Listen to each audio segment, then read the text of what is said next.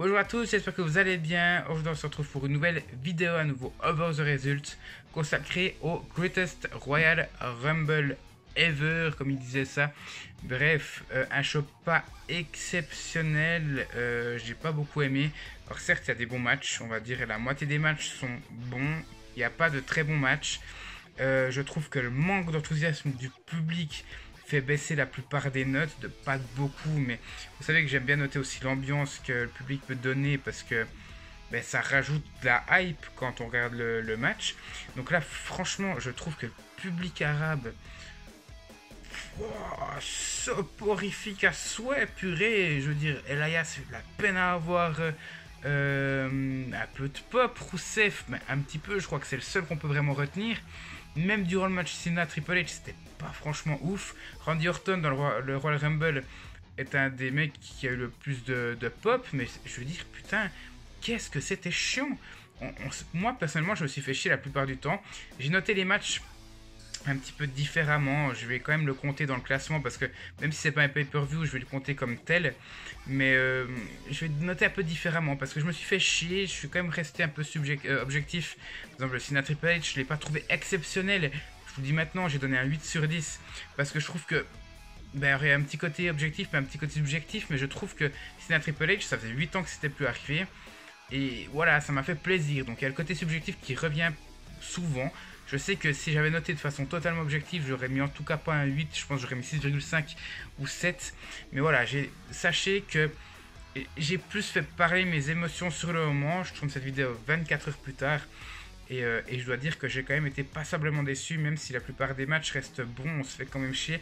Parce que c'est bon, mais c'est classique. C'est des bons matchs d'Euro qu'on a pu voir là. Et moi, j'avais quand même des attentes bien supérieures à ce qu'on a vu là. Surtout que WrestleMania 34 est passé et c'était un show de malade. Et franchement, là, on avait une carte de ouf. Et ben, moi, je suis resté sur ma faim. En plus, ben, comme je vous l'ai dit, j'ai regardé ce show 24 heures auparavant. Donc le show a commencé pour moi il y a 24 heures, à 18h heure française, et là je tourne cette vidéo 18h, 24 heures après. Et entre temps, il s'est passé beaucoup de choses négatives dans ma vie. J'ai eu des problèmes avec ma voiture, je me suis retrouvé en Alsace.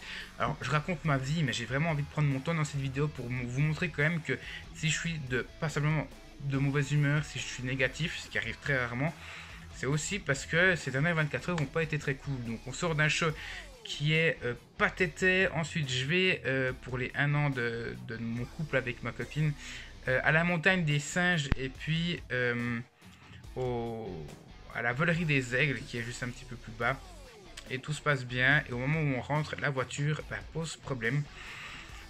Donc on est là, oui ok, donc on est à 2 heures de chez moi et donc on se retrouve en plein milieu. Donc là je viens à peine d'arriver, je vais rentrer à 14h30, il est 18h, donc voilà. Comprenez maintenant que mes 24 dernières heures n'ont pas été exceptionnelles, même si effectivement il y a pire, hein, je relativise, il y a même pire dans la vie, mais je me suis passablement énervé et je pense que je vais décharger mes nerfs dans cette vidéo. On va commencer ça tout de suite avec le premier match, même si vous savez déjà la note, vous aurez toutes les notes à la fin de la vidéo. John Cena bat Triple H dans un bon match, un bon opener. Comme je l'ai dit, ça faisait 8 ans qu'ils ne s'étaient plus affrontés. Et franchement, je vais pas cracher sur ce match parce que ça m'a fait plaisir de les voir se battre l'un contre l'autre à nouveau. Mais je trouve que le match n'est pas super long. Je trouve que les deux n'ont pas donné tout ce qu'ils peuvent. Moi, je m'attendais à un match, putain, 35 minutes où nous avons 7 heures de show avec le kick-off. D'ailleurs, ça a duré 7h30. Et je m'attendais à un match d'anthologie, quoi. On a Cena, Triple H, légende contre légende, Icon contre Icon. Je veux dire, je crois qu'entre les deux, je crois qu'ils ont 16 et 14 titres mondiaux, donc ça représente 30 titres mondiaux à la WWE. Vas-y, 40 minutes facile, quoi, avec même une bonne partie comme ils savent faire avec leur talent, et une dernière partie où c'est finish sur finish et ils n'arrivent pas à se battre l'un l'autre. Là, on a un match qui dure même pas 15 minutes. On a Cena qui se relève d'un pedigree, Triple H qui se relève, oui, c'est juste d'un double A. Et dès le deuxième double A de Cena sur Triple H, ben, Triple H ne se relève plus. Je suis déçu. Ça les décrédibilise quand on voit qu'un Roman Reigns se relève de 5 F5 et perd sur le 6ème 3 semaines avant. On est en droit de se poser la question, est-ce que Cena et Triple H sont vraiment des légendes en fait? Dans ce qu'ils ont accompli, oui, mais comparé alors au nouveau comme Roman Reigns, pas du tout. Donc ouais, je suis déçu, je suis satisfait quand même de ce match-là, j'aurais pas mis 8 sur 10. Je pense que j'aurais pu baisser la note au moins à 7, mais bon bref.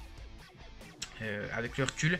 C'est la première fois que je prends du recul avant de faire des vidéos sur des shows actuels. Normalement, je le fais dans la foulée, 1 heure après au maximum. Là, je le fais 24 heures après, donc je me rends bien compte de la note que j'aurais dû mettre, mais je vais pas changer. Encore une fois, je fonctionne aux émotions. Là, maintenant, je donnerai 7 sur 10. J'ai noté 8 sur 10 hier soir. Donc, on va rester sur ce match-là. Maintenant, j'ai pas envie de faire de pause, de coupure. On va y aller comme ça parce que j'ai trouvé que ce show était pas du tout bien construit. Donc ma vidéo ne le sera pas non plus. J'ai pas envie de faire cet effort-là. Donc bref, deuxième match. Cédric Alexander bat Kalisto pour conserver son titre Cruiserweight dans un bon match. Digne de la division à mon sens, malgré plusieurs botches entre les deux. Je suis pas spécialement content de voir Alexander conserver son titre parce que j'aime pas trop le personnage, mais je le trouve très bon. Très doué et ça fera pas de mal à la division Cruiserweight de le voir encore un petit peu plus longtemps champion, mais je trouve qu'à mon sens c'est le deuxième meilleur match de la soirée et encore une fois j'ai mis à 8 sur 10. Le meilleur match de la soirée je l'ai mis à 8,5. Ça prouve qu'il y a un problème, il n'y a pas de catastrophe dans les notes. Je crois que j'ai mis un 5 et j'ai dû mettre un 5,5. Je crois que c'est les pires notes, mais ça atteint jamais plus que 8,5 et ça l'atteint juste une fois. Donc ça prouve que en fait c'est juste pour marquer cette première show en Arabie Saoudite, mais on part juste sur ça. Les matchs, c'est pas exceptionnel. Il y en a qui sont bons, mais c'est pas exceptionnel. Donc on sent qu'ils sont juste basés sur ce fait-là, que c'est le premier show en Arabie Saoudite, mais qu'ils ont voulu en rester là, parce que Backlash est dans une semaine. Et j'espère que c'est le cas. Ils mettront le paquet à ce moment-là. Bref, troisième match, et c'est là que j'ai commencé à me faire chier. D'ailleurs, j'ai mis un 6 sur 10 pour ce match-là. Mon Dieu, je pense que je mettrai un 5 maintenant avec le recul. Bray Wyatt et Matt Hardy battent Cesaro et Sheamus pour devenir les nouveaux champions par équipe de Raw. Titre qui était vacant jusqu'à maintenant depuis que Braun Strowman et Nicolas les avaient laissés justement à Kurt Angle. Et le match, il est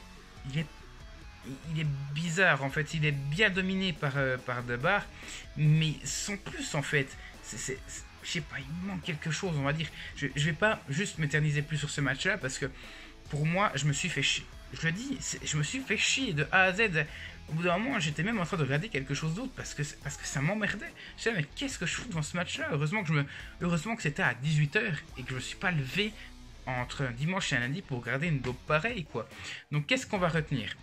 On va retenir que Bray Wyatt, c'est son deuxième titre à la WWE après le titre de la WWE qu'il a gagné l'année passée en février, donc il y a un peu plus d'un an. Et que ça fait plaisir de le voir là, même si à mon sens son association avec Matt Hardy et son face turn ne lui va pas du tout bien. Moi qui réclamais il y a encore quelques temps un face turn de Bray Wyatt, je suis très déçu de voir comment ça se passe. Je trouve que c'est loupé. Et je le passerai, enfin je relèverai un autre fait un peu plus tard pour les titres par équipe de SmackDown. Mais je vais passer ce match là, je vais pas en dire plus. J'espère qu'il y aura quelque chose qui va se débloquer parce que Matt Hardy et Bray Wyatt, que ce soit les deux séparément ou ensemble, c'est pas grand chose. Enfin, c'est pas énorme, c'est pas ouf à mon sens, ça me fait pas vibrer. Et je vais pas en parler plus de ce match là parce que j'ai pas envie de faire une review de 55 minutes comme pour WrestleMania 34. Donc on va directement passer d'un Hardy à un autre. Le quatrième match, Jeff Hardy bat Jinder Mahal pour conserver son titre US. Et à mon sens, pour moi, c'est le pire de la soirée, je crois. Je me demande si j'en ai... Ah, je crois que j'en ai peut-être mis un en dessous. On verra. Je m'en souviens plus. Mais oui, ce match, je l'ai mis à 5 sur 10. J'aurais peut-être dû mettre 4,5 sur 10 d'ailleurs en y repensant. Mais je trouve que ce match-là, il est pas ouf. Parce qu'il n'y a pas d'alchimie entre les deux hommes. Je trouve que Mahal, il nous a étonné. Même si son règne était catastrophique l'année passée, il nous a étonné en bien. Finalement, le mec, il peut faire quelque chose. Même si c'est pas un grand catcheur, il peut faire quelque chose. On a vu des Great Khali devenir champion, donc pourquoi pas Mahal. Donc on sait qu'il y a quelque chose à creuser avec Mahal. Jeff Hardy, c'est Jeff Hardy, c'est voilà. Il est dans le cœur de tout le monde, qu'on l'aime ou qu'on ne l'aime pas, c'est un très bon lutteur. Et ce que je trouve dommage en fait, c'est que les deux ensemble, ça ne va pas du tout. Beaucoup de botches durant tout le match, et le pire, un des plus gros botches de la soirée, c'est sur le Whisper in the Wind de Jeff Hardy. Il ne touche pas Jinder Mahal, et Jinder Mahal il fait genre, il hésite pendant 5 secondes, enfin pendant 2 secondes, Jeff Hardy est déjà à terre, puis il dit, on va dire qu'il a touché mon dos, donc il tombe sur le dos. Enfin, non mais c'était ridicule. Zéro. Le seul bon côté, c'est que les deux sont pas dans le même roster et qu'ils vont pas s'affronter au moins pendant un an. Et je pense que c'est la seule bonne chose qui est à retenir de ce match-là. Bref, prochain match, Harper et Rowan battent les Usos dans un match qui n'est pas spécialement bon, je le dis tout de suite, mais c'est un match que j'aime bien. J'aurais aimé voir Naomi intervenir, mais on sait que les femmes ne pouvaient pas intervenir dans ce show-là. Mais j'aime bien cette confrontation en fait entre la meilleure équipe du monde, en tout cas la meilleure très clairement la WWE, que forment les Usos, et une équipe de big men bien crédible que forment Harper et Rowan. Donc même si le match n'est pas très bon, et même si le match n'est pas rythmé, moi ça me satisfait parce que l'opposition entre les deux, au contraire du match précédent, je trouve que ça a du sens, ça a quelque chose qui me plaît beaucoup. C'est un peu Lesnar quand on a eu par exemple contre CM Punk, ça n'a pas du tout le même rapport, mais en termes de gabarit, en termes de brutalité contre la technicité, on peut un peu comparer en termes de physique et pas en termes de in-ring, ce genre de confrontation.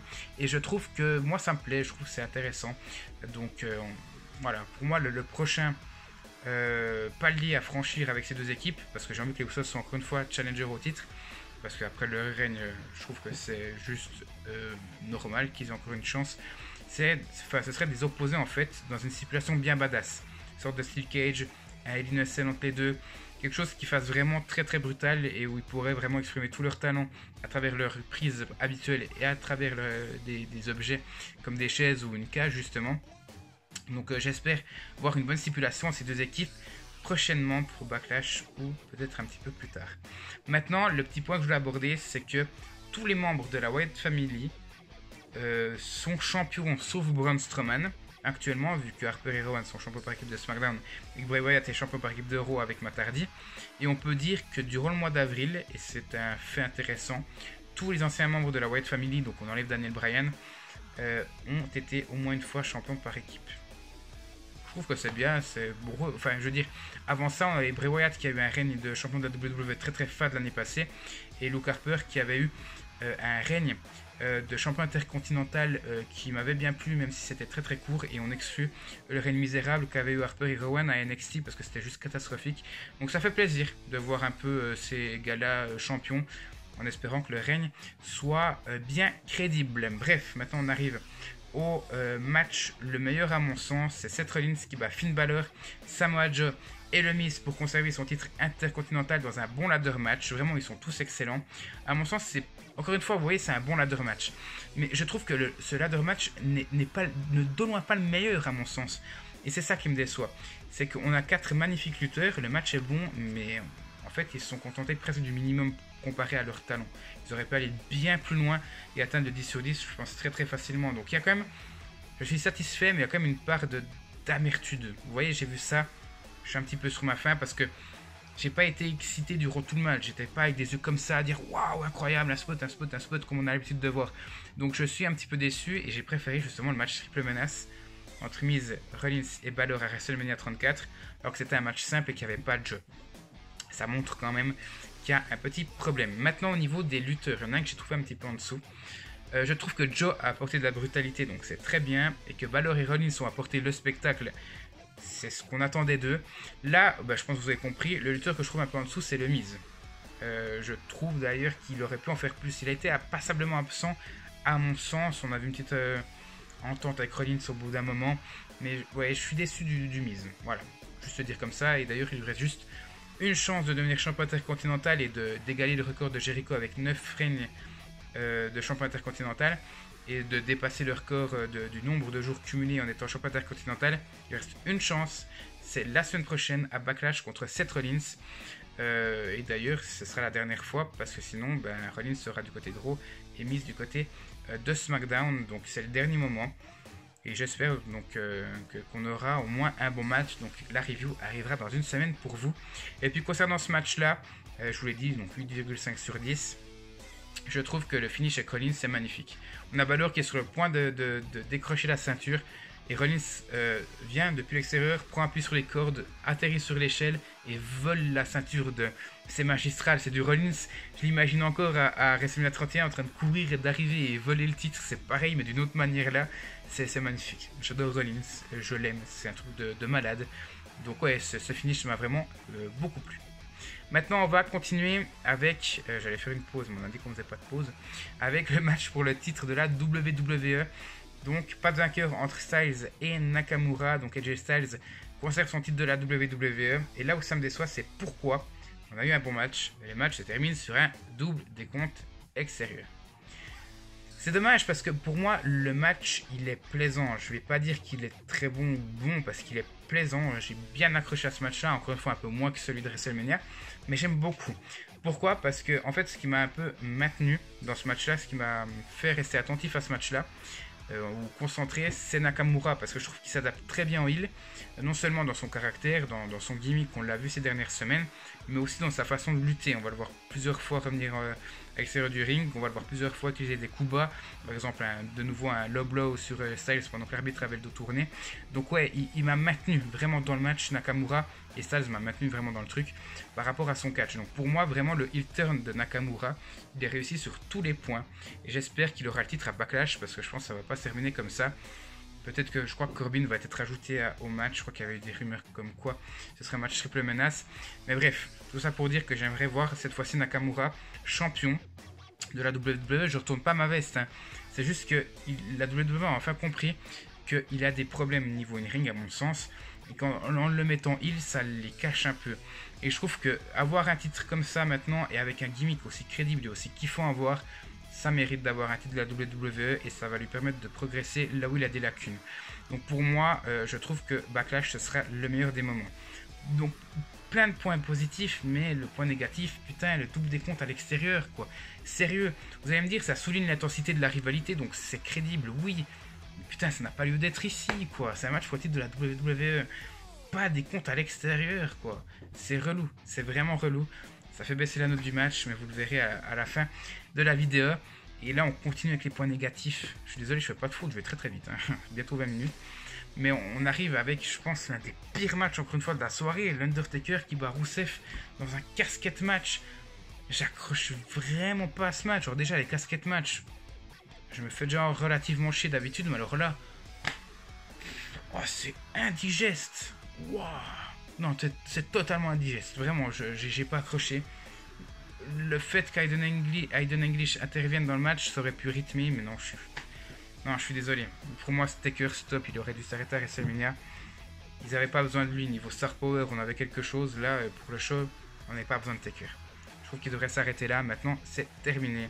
Il a, je crois, la pire note du match, avec un 5 sur 10. Bref, on arrive à l'avant-dernier match, et là, ça va gueuler. Parce que putain, normalement, les matchs de Brock Lesnar, je les adore. Là, j'ai mis 7 sur 10. J'aurais dû mettre 5. Je sais pas pourquoi j'ai mis 7. J'en sais rien. Peut-être parce que Lesnar me donne des émotions quand il catch. Même si effectivement, là, c'était pas le top. Ça m'a pas donné beaucoup d'émotions comparé à d'habitude. Mais il y a quelque chose qui se passe. Ce gars me vend pas du rêve parce qu'il sait pas lutter. Ce mec, il en a rien à foutre de la fédération. C'est un putain de fils de pute. Mais il est là et il montre quelque chose. Il y a quelque chose qui se passe sur le ring quand il est là. Je suis désolé.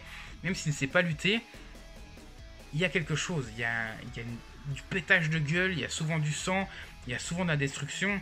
C'est ça qu'on aime. On a tous un petit côté maso. On a envie de voir des choses être détruites. Et avec Lesnar, on sait qu'on va jamais avoir à faire un match de catch. Mais c'est un match qui... C'est genre normalement une pause. Alors forcément, ça arrive à la fin. Avoir une pause à la fin, c'est pas cool. Mais c'est souvent une petite pause où on se dit... On va pas se prendre la tête avec le catch. On va voir quelque chose de passablement bien.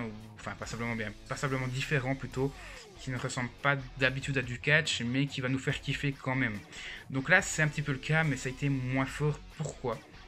À cause de la cage. Je vais en parler un petit peu plus tard. Là, je vais annoncer les résultats quand même. Brock Lesnar bat Roman Reigns encore une fois pour conserver son titre universel dans un Steel Cage match qui est quand même assez brutal au fond, parce que... C'est brutal, non, c'est pas vrai. Il y a quelques spots qui sont brutaux, mais le match reste assez soft. Et là où je reste déçu, c'est que je trouve quand même que ce match il est inférieur aux deux matchs qui ont opposé Reigns et Lesnar à Mania. Mais je trouve que là, en fait, la stipulation, elle a été totalement à leur désavantage parce que ça les a bloqués. On a senti Lesnar qui monte à la cage, qui fait de la peine à voir. Hein. Franchement, déjà, il a pris du poids. Masse poids, le pauvre, hein, tout comme Chris Jericho, mais j'en parlerai après. Il a pris masse poids et c'est pas beau à voir. Et le voir monter sur l'échelle, c'est pas pour les snars. Hein. Oh là là, ça fait de la peine à voir. Vraiment, je trouve que il m'a fait de la peine. Vraiment, on aurait dit un enfant qui découvrait quelque chose. Il montait, il n'était pas sûr de lui. Non, alors non seulement ça, mais en plus la cage n'a pas vraiment été beaucoup servie, à part Roman Reigns qui balançait de temps en temps Brock Lesnar à travers la cage, mais enfin sur l'un des côtés de la cage, mais ça, c'est vrai. aucun impact. Autant Brock Lesnar, des fois, c'est très très bien. Là, je trouve que c'était...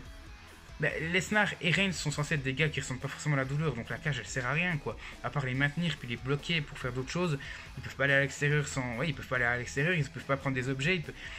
Je trouve pas, en plus c'est souplex, je sais pas, il y a quelque chose qui me plaît pas, donc voilà. Ce match-là, j'aurais dû mettre 5. Maintenant, qu'est-ce qui m'a pas forcément plu? On va dire qu'il y a le rythme, mais forcément la cage encore une fois pose problème, ça ralentit. Et puis le finish quoi, le finish. Il aurait pu être bien, mais il est totalement botché, encore une fois, donc ça fait mal. Hein. Ça fait plusieurs points négatifs qu'on a là, coup sur coup, et encore une fois, je sais pas pourquoi j'ai mis ça. Je comprends des fois que vous m'engueuliez, mais je vais pas changer. Les émotions avant tout, avant la réflexion, ça a toujours été mon leitmotiv. C'est les émotions qui me procurent un show, qui me fait noter de telle ou telle façon, donc la réflexion c'est après. Faut jamais regarder du catch en réfléchissant trop. C'est les émotions qui doivent passer, et c'est ça que j'ai toujours voulu vous transmettre à travers mes vidéos et à travers mes notes, donc c'est pour ça que je change pas. Des fois j'hésite là depuis le début de la vidéo à changer, mais je ne changerai pas. Donc oui, le finish, comment ça se passe? On a Reigns qui porte un énième spear à Brock Lesnar. Brock Lesnar qui était entre la cage et les cordes, donc il était vraiment, on va dire, un peu bloqué. Donc la force de Reigns sur son spear va faire décrocher la cage, donc la cage va tomber à l'extérieur. Enfin, une partie de la cage, juste le grillage, avec forcément Lesnar et Reigns qui tombent à l'extérieur. Donc le finish en soi il est bon parce que c'est du jamais vu. Enfin, ça a été déjà vu qu'une cage se pète, mais comme ça non, pas en plein match, je crois pas. Et là où j'ai cru d'abord que je m'étais énervé, c'est que j'ai cru que c'était un no contest. J'étais là, mais putain, les deux matchs pour les titres majeurs, vous foutez presque du no contest quoi. C'est nul. Mais voilà, là c'est là qu'il y a eu le botch. En fait, ils annoncent Brock Lesnar champion parce que Brock Lesnar touche le sol en premier en fait avec son dos, et, enfin, il touche le sol, c'est le premier à tomber, mais la stipulation dit que c'est les deux pieds qui sont au sol, enfin le premier catcheur qui a les deux pieds au sol qui remporte le match, et on voit bien que les deux tombent sur la cage. Brock Lesnar tombe en premier sur la cage puis Reigns, donc il tombe sur la cage, même si la cage c'est genre ça d'épaisseur, il tombe sur la cage et pas sur le sol. C'est comme par exemple Kofi Kingston dans le Royal Rumble qui tombe sur les pancakes. Dans ce cas, il aurait dû se faire éliminer dans cette situation-là, vous voyez. Donc, et ça n'a pas été le cas, parce qu'il n'avait pas touché les pieds par terre, mais sur les pancakes, qui étaient genre à ça de hauteur. Là, c'est pareil. Donc là, normalement, il n'y aurait pas dû avoir de finale. Et on voit Roman Reigns qui touche les pieds au sol en premier. Lesnar est en train d'être mort sur la cage. C'est très mal fait. C'est très mal fait.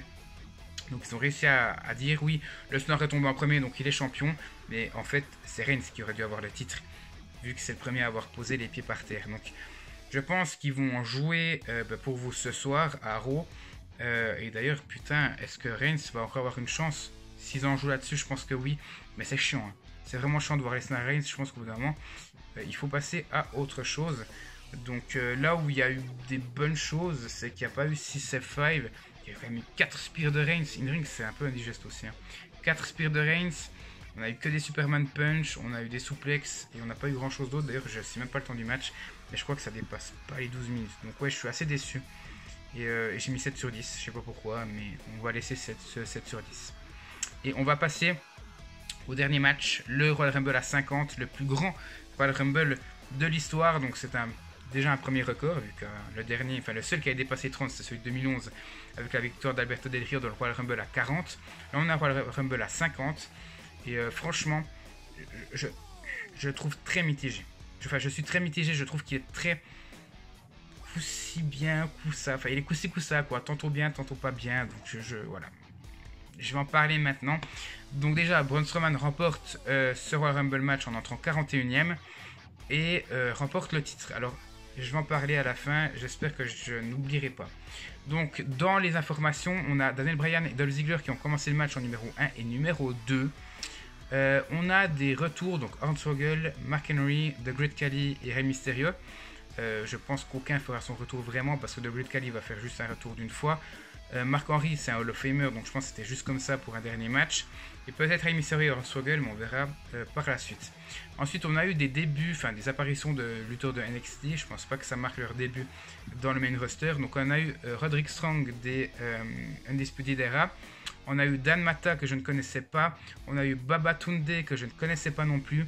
Et on a eu Tucker Knight des Heavy Machinery, je crois. Étant donné que je suis plus trop les weeklies de NXT, je ne les vois jamais à part Strong. Donc voilà.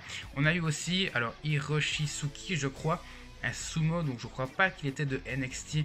J'avais lu quelques rumeurs sur internet qui disaient qu'il y avait que la WWE avait signé un sumo. Est-ce que c'est lui? J'en sais rien. En tout cas, si c'est des débuts, c'est totalement foiré. Il est déjà enterré avant même d'avoir fait ses débuts dans les weeklies. C'est vraiment dommage. Maintenant, je vais passer au record. Donc, on a Braun Strowman qui a, je crois, éliminé 14 lutteurs. Donc, il bat. Donc, on a ça le Royal Rumble. Donc, il bat le record de Roman Reigns. Je crois que c'était en 2014 où il avait éliminé 13 lutteurs. Et Daniel Bryan qui a battu le record de longévité sur le ring. Il s'est fait éliminer. Il a fini 3ème du Rumble en terminant premier sur 50. Il a battu le temps sur le ring dans un Royal Rumble qui était avant le record, il était de 1h02 je crois et quelques de Rey Mysterio, je crois qu'il a fait 1h15. Voilà pour les records, c'est les bonnes choses. Maintenant, j'ai envie de dire Chris Jericho en 50ème, avec le retour des cheveux comme à l'époque, c'est une bonne chose. J'ai dit il a pris du poids, c'est assez hallucinant, mais je pense que l'âge fait aussi beaucoup. Et je crois que j'ai encore 2 choses à dire. Il y a eu, je sais que j'ai eu une autre déception. Je crois que je ne l'ai pas marqué. Alors je vais essayer de m'en... Ah si, je les ai marqués. Des absences. On a 4 absences de taille. On a No Way Jose qui n'est pas là. Je trouve que ça aurait eu plus de sens de le mettre que par exemple Slater. On a eu Sami Zayn qui n'était pas là. Alors ça, je ne comprends pas du tout pourquoi son absence de ce Rumble. Inutile. On a Drew McIntyre. Putain, pourquoi il n'est pas là. On a le Big Show. Alors autant le Big Show, je trouve que c'est bien qu'il... Enfin, je trouve que ce serait bien qu'il prenne sa retraite. Autant, putain, sérieusement, quoi. Il l'avait annoncé. Big Show dans un Royal Rumble match. En plus, ça fait longtemps qu'il est pas là. Je trouve que c'est dommage de ne pas l'avoir mis. Voilà, bref, c'est tout ce que j'avais à dire. Maintenant, les points négatifs, vraiment très très négatifs. Je trouve que ce Royal Rumble match, il est bon sur la fin. À partir de l'entrée de Braun Strowman en 41, je le trouve crédible. On a beaucoup de lutteurs. On a Randy Orton qui arrive. On a Bobby Lashley, on a Daniel Bryan qui est toujours là. On est quand même dans quelque chose de crédible. On a Big Cass aussi, que j'aime bien, je vais être un des seuls. Je trouve que c'est quelque chose de crédible. Mais le problème, putain, le problème, c'est les 40 premières entrées, quoi. Pourquoi avoir mis tous les jobbers dans ce match? On s'est fait chier, putain. On s'est fait chier. Pourquoi mettre les 2 membres de Ascension? Pourquoi avoir mis... Alors, je suis désolé, je sais que moi aussi je les aime bien. Mais pourquoi avoir mis Tyler Breeze et Fandango? Pourquoi avoir mis les Revival? Je les adore aussi, mais putain, c'est des équipes qui n'ont... On sait très bien qu'ils vont pas gagner. Pourquoi avoir mis... Je crois qu'il y avait aussi une autre équipe qui n'avait rien à faire là. Enfin bref, Rhino et Slater. Pourquoi? Franchement, pourquoi? Je comprends pas du tout. Moi, je suis désolé, vous allez certainement entendre mon chat. Ouais, je disais, je comprends pas en fait pourquoi on a eu autant de jobbers. Ty Dillinger, encore une fois, je l'apprécie beaucoup. Mais pourquoi l'avoir fait venir là maintenant alors qu'on le voit pas beaucoup en weeklies et qui fait que perdre? Moi, je pense qu'on aurait dû enlever tous ces lutteurs-là et avoir mis des lutteurs qui avaient déjà participé à des matchs plus tôt. Pourquoi Finn Balor, Le Miz, Samoa Joe, Seth Rollins, Roman Reigns? Pourquoi ceux-là n'ont pas de match en fait? Je comprends pas. Jeff Hardy, Matt Hardy, Bray Wyatt, même s'ils ont des titres, on s'en fout.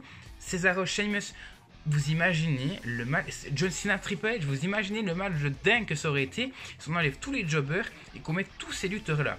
C'est pour ça que les 40 premières entrées, moi ça m'intéresse pas, à part Daniel Bryan, à part quelques autres lutteurs, mais non, moi je me fais chier. Dolph Ziggler aussi qui a fait une bonne perf à mon sens, mais les autres, je m'en fous en fait. Donc c'est bien d'avoir un Rumble à 50, mais si c'était marqué le plus grand Rumble de tous les jobbers, ben voilà, personne n'aurait eu envie de regarder parce que ça fait pas envie. Et à part les 10 dernières entrées, ben moi je me suis fait plutôt chier. Et voilà, j'ai pas peur de le dire, peut-être que certains ont aimé, et ben moi c'est pas mon cas, j'ai aimé seulement à partir de la 50e, enfin à partir de la 40e entrée jusqu'à la 50e, on voit par exemple Strowman faire passer Shane McMahon en l'éliminant à travers une table des commentateurs depuis le ring. Enfin, voilà, c'est ce genre de moments-là qui m'ont fait vraiment kiffer. Il y a aussi la survie de Kofi Kingston qui m'a pas vraiment plu cette année, enfin ce Royal Rumble là non plus. Donc voilà, pour moi c'est plusieurs points négatifs. Et le must du must, on peut résumer vraiment ce show à la chute de Titus O'Neil. Oh là là là là. Ouais, qu'est-ce que vous voulez quoi? putain, à la limite, je me dis, mais c'est peut-être normal que les gens en Arabie Saoudite n'aient rien dit. Peut-être qu'ils avaient raison de rien dire, parce que voilà, quoi, il n'y a rien à dire. Quand on voit ça, c'est catastrophique. Je pense qu'il aurait mieux fait de se cacher, passer lui-même par-dessus la troisième corde. Je me demande si le record de Santino Marella de l'élimination en 1 seconde n'a pas été battu par celle de Mike Kanellis. Ça, je verrai avec le temps, je ne suis pas encore allé vérifier sur internet. Enfin bref. Qu'est-ce qu'il y a encore à dire? Le Final Four, donc Jericho finit 4ème, Daniel Bryan finit 3ème. Et on a un final entre Strowman et Big Cass. Franchement, ça change, j'ai bien aimé. Donc Strowman élimine Big Cass en dernier pour remporter ce match-là. Voilà. J'ai mis un 7 sur 10 pour ce match. Encore une fois, je pense que j'aurais peut-être dû mettre 6. Mais voilà, bref. Une fois, c'est un détail. Donc maintenant, on va se retrouver avec les notes. Vous voyez.